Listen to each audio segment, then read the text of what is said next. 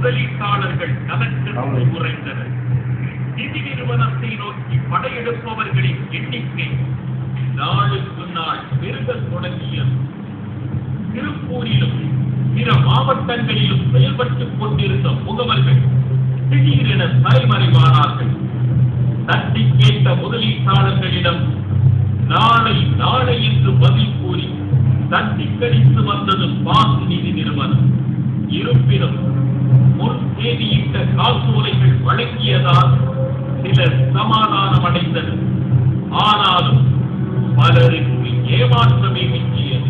நான் பணம் கொண்டதா ஒரு 6 மாசத்துக்கு நல்லபடியாக தான் பணம் கொடுத்துட்டு இருந்தாங்க. அதுக்கப்புறம் ரொம்ப நம்பிக்கை ஏற்பட்டு அதுக்கப்புறம் மேக்ஸிமம் அமௌண்ட் இன்வெஸ்ட்மெண்ட் பண்ண ஆரம்பித்தோம். சொந்தக்காரங்க ஃப்ரெண்ட்ஸு எல்லாத்துக்கும் பணம் கலெக்ட் பண்ணி போட ஆரம்பிச்சிருங்க. இப்போ ஒரு ஸ்டேஜில் வந்துட்டு கம்பெனி பிரச்சனையாக இப்போ எல்லாம் லாக் ஆகிடுச்சு. இப்போ நம்ம பணத்தையும் இழந்தாச்சு.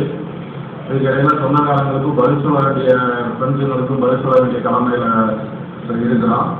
பாசி நிறுவனத்தை முற்றுகையிடும் முதலீட்டாளர்களின் எண்ணிக்கை நாளுக்கு நாள் அதிகரித்தது.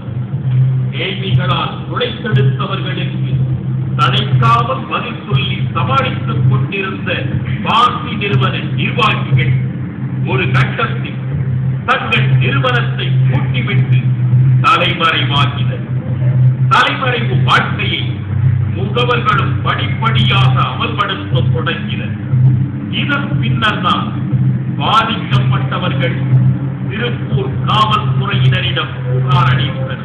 பாசி அப்படிங்கிறது அவங்க ஃபாரின் எக்ஸ்சேஞ்ச், அதாவது கரன்சி ட்ரேடிங், அதாவது ஜப்பானியன், யுஎஸ்ஏ டாலர், ஈரோ இதை வாங்கி ஷேர் மார்க்கெட் மாதிரி வாங்கி விற்று முதலீடு பண்ணி நாங்கள் ட்ரேடிங் பண்ணி உங்களுக்கு இவ்வளோ முதலீடு திருப்பி கொடுக்குறோம் அப்படின்னு சொல்லி ஆசை கட்டி பணத்தை வாங்கிட்டாங்க.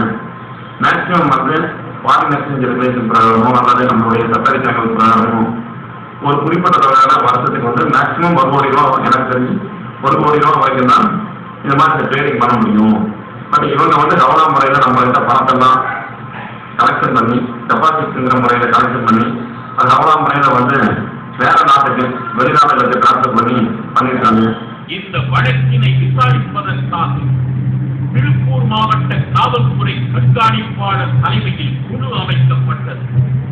இந்த விசாரணைகள் ஒரு பக்கம் தொடர்ந்து கொண்டிருக்க வங்கி அனுமதி பெறாமல் செயல்பட்டு வந்ததாக கூறி பாசி நிதி நிறுவனத்தை மூடி முத்திரையிட்டனர் திருப்பூர் மத்திய குற்றப்பிரிவு காவல்துறையினர்.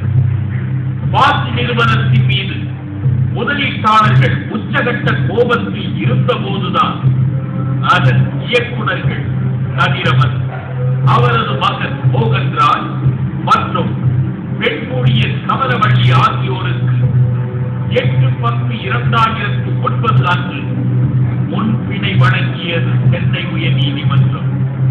வெளிநாட்டில் இருக்கும் முதலீடுகளை கொண்டு வருவதில் காலதாமதம் ஏற்படுவதாக கூறிய பாசி நிறுவனம் முதலீட்டாளர்களுக்கு வழங்குவதற்காக உயர்நீதிமன்றத்தில் இருக்கும் இந்தியன் வங்கி கிளையில் 10 கோடி ரூபாய் தவணை முறையில் வைப்புத் தொகை செலுத்துவதாக வாக்குறுதி கொடுத்தது. ஆனால் உயர்நீதிமன்றத்தில் அளித்த உறுதியை உதறி எறிந்துவிட்டு தலைமறைவாகினர் பாசி நிறுவன நிர்வாகிகள். முதலீட்டாளர்களின் முறையீடு காரணமாகவும் நிதி நிறுவனத்தினர் கொடுத்த வாக்குறுதியை காப்பாற்ற தவறியதாலும் அவர்களுக்கு அளித்திருந்த முன்பிணையை ரத்து செய்தது சென்னை உயர்நீதிமன்றம். இந்த சூழலில் திருப்பூர் மாவட்ட காவல்துறை கண்காணிப்பாளராக புதிதாக பொறுப்பேற்றுக் கொண்ட அருண் பாசி நிதி நிறுவன மோசடி வழக்கை துரிதப்படுத்தினார்.